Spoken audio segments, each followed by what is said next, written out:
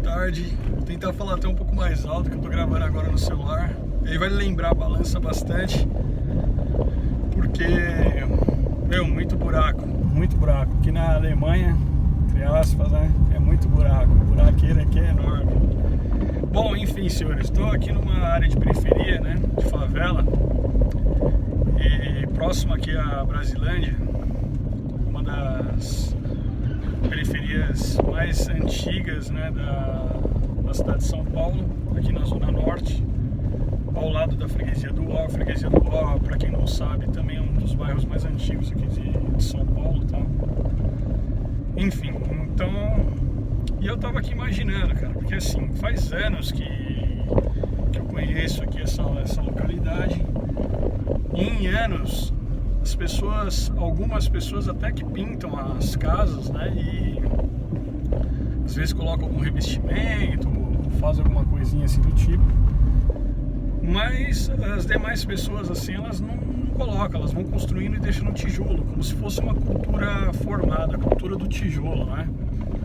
E essa cultura é uma cultura que está ligada, que está intrínseca à favela, à periferia em si, né?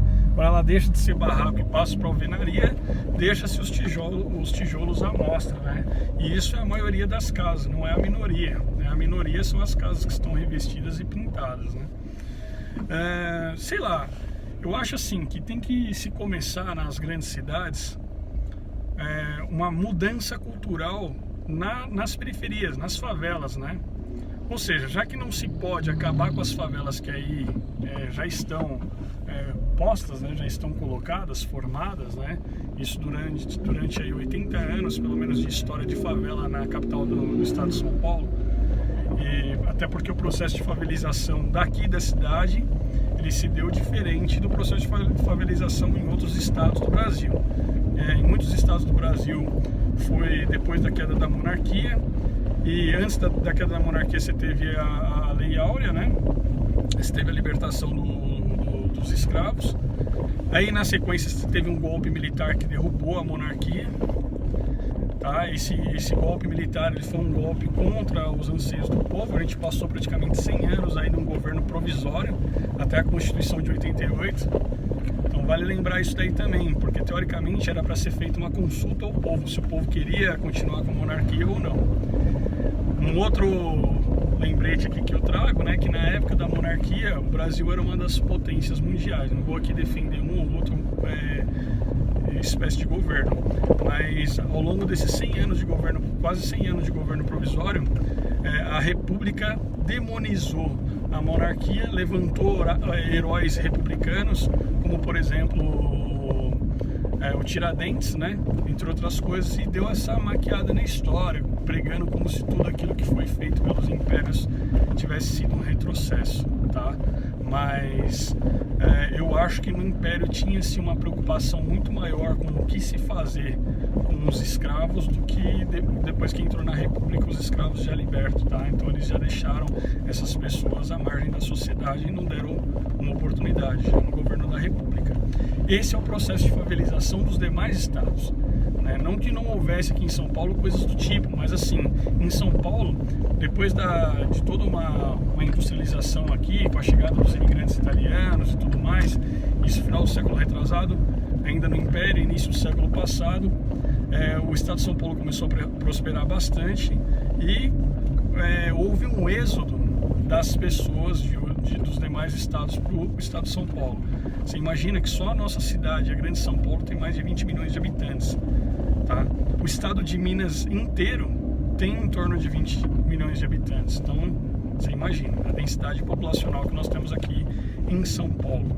Então, assim, eu acho que deveria se investir em políticas de mudança cultural, pelo menos para as pessoas, de repente, pintar suas casas e tudo mais. Perdão, gente, o cara me fechou aqui, achei que ele ia, que o farol estava amarelo, e ele freou com tudo aqui, coisas que acontecem. Então eu acho que deveria investir nessa cultura, para que a pessoa pelo menos reboque a casa, incentivar com propagandas para isso. E com o tempo, como as ruas são muito estreitas, e até mesmo por um controle social por parte do governo, porque o Estado é soberano, ele tem que entrar em todo lugar, e as polícias têm muita dificuldade, com o tempo, fazendo aí um trabalho imediato, mas com consequências imediatas, né? E o que seria esse trabalho? Em alguns pontos, retirando pessoas da favela, passando para um outro local, para você ampliar as ruas da favela, tá? Fazer um trabalho desse, não é tirar todos que estão na favela, mas tirar alguns para você ir melhorando a favela, tá? Fazendo com que ela tenha ruas mais largas, isso a longo prazo, né?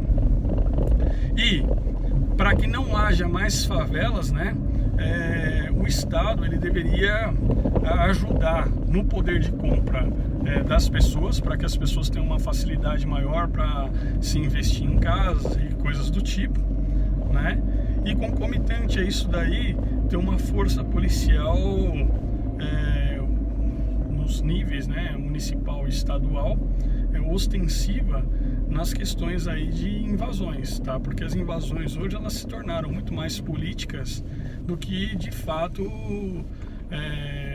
por pessoas que estão com necessidade. Essas pessoas, na verdade, elas são ajuntadas, em regra, para alguém já experiente em questões de invasão, né? Essas pessoas já têm vínculos políticos também, e elas começam a invadir, mas sem uma ajuda de fato, sem construir pelo menos uma casa adequada que embeleze a cidade, né? Ela já chega e mantém aquela cultura de favela, que não é legal, né? Entristece a cidade quando você olha assim, você não vê uma mata legal, você não vê uma calçada bem cuidada, fica feia a cidade, né? Enfim. Então eu acho que tem que se investir nessas coisas aí. Então, mudança cultural de quem já está na favela, né? O governo pegar pesado nesse investimento em conjunto com as grandes mídias, né? Hoje, tirar algumas pessoas, realocar algumas pessoas da favela para CDHU, entre outras coisas, para ampliar as ruas nas favelas já existentes, para que o Estado tenha mais acesso, construir também outras coisas, né? Por parte do próprio Estado, por exemplo, hospitais, entre outras coisas, né?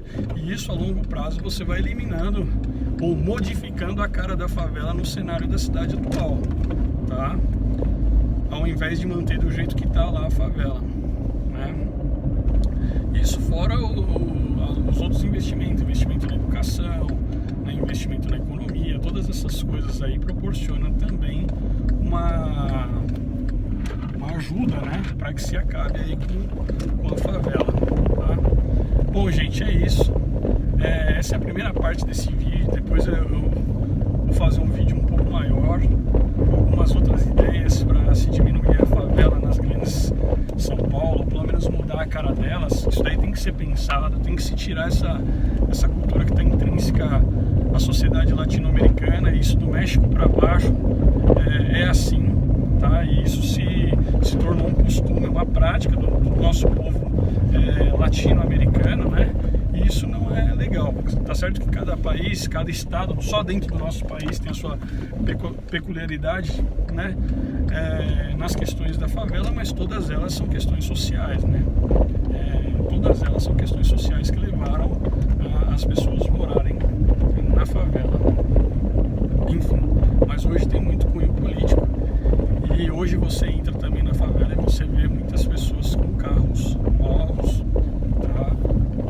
Até mesmo bem de vida, mas já se acostumaram com aquele cenário. Então esse tipo de coisa também tem que ser com o tempo alterado, né?